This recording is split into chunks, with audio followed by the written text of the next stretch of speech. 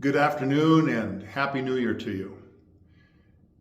The start of a new year offers a time of reflection upon the past year as well as a time of anticipation of what might be coming in the new year. It's a time of dreaming and it's a time of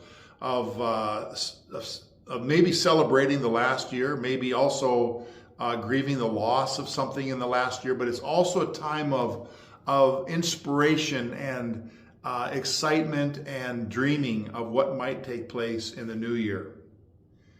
Ending a year with a grateful heart for the past year is a powerful way to refocus and renew our outlook for what is going to happen in the coming year.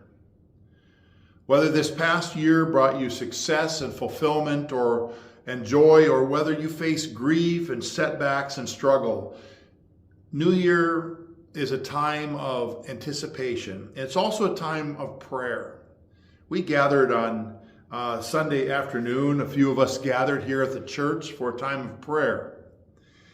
As we close out 2023 and as we anticipate 2024, we decided that for some in the group, it was an exciting time of anticipation because in their lives in the coming year, there's going to be some changes and some changes of exciting things that may be happening in their lives. And for others, it was looking back at the past year, it was a time of grieving, a time of not so much joy in what might have occurred in their lives. They're experiencing loss, and that's time.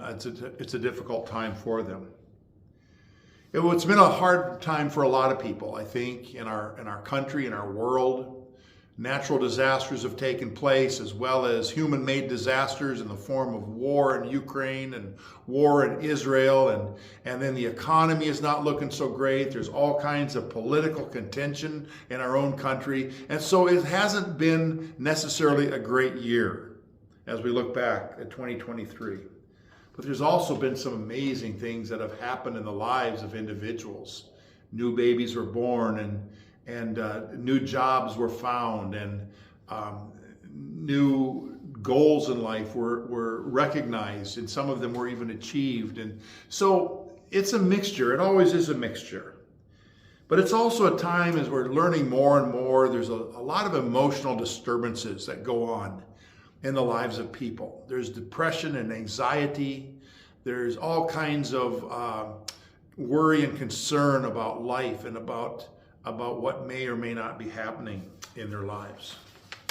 So I want to just refocus a little bit and look at where we might be as a church congregation. Where are we as a church in the coming year? My answer to that is I really don't know. That's not a very good answer for this supposedly spiritual leader of the congregation to say, I don't know where we're going in the coming year. But the truth of it is, we don't really have a lot of control over that. If I've learned anything over the past several years, it's be faithful. Be faithful. We can do all the planning and envisioning and strategizing that we can possibly drum up. And God can have a completely different plan if it isn't the result of prayer and of seeking God's direction. That's not to say that we shouldn't plan. That's not to say that we should just be slipshod about everything and just go through life and whatever comes for the congregation is, but we can do our planning and so on, but we also need to be people of deep prayer. We cannot leave that out of our strategy. We cannot leave that out of the makeup of our congregation. Forgetting about prayer and doing things according to our own plan is really a recipe for disaster. Last Sunday, I closed out the year with a sermon, a message on spiritual gifts. Now, some of you are probably thinking, I'm tired of hearing about spiritual gifts. Can we move on to something else? And the answer to that is no, we can't move on to something else because then we will have missed the point about what spiritual gifts are really all about. In the remaining, as we look into this new year, as we reflect back on the old, This past year, I spent many messages from summertime all the way into the fall, the late fall, talking about spiritual gifts. We did a spiritual gifts inventory.